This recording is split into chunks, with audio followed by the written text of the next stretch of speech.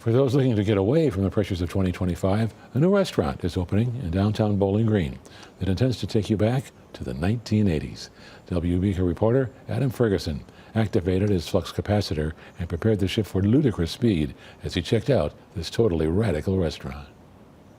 The Atomic Kitchen is downtown Bowling Green's newest dine-in restaurant.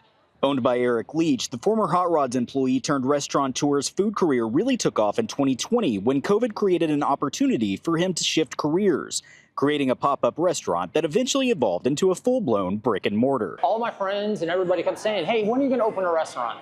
When are you going to open a restaurant? I said, someday when I retire. And I went to my wife about 6 months ago and said, hey, what about actually doing this?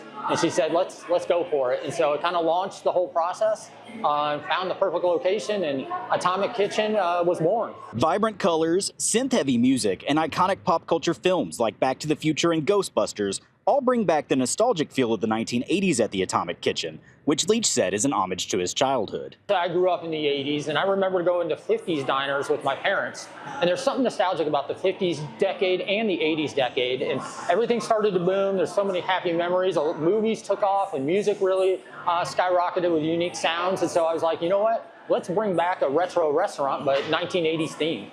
Located directly across from the Hot Rod Stadium in the building that was formerly home to Mariah's, Leach hopes to pull in the downtown lunch crowd with affordable prices and a quick turnaround time on orders. With Mariah's closing, there was concerns about the location, but I think downtown Bowling Green is super vibrant. One of my big things was, yes, we're a sit-down restaurant, but for the lunch crowd, you can get in and out in that 30 to 45 minutes, and so I think that'll have a huge impact.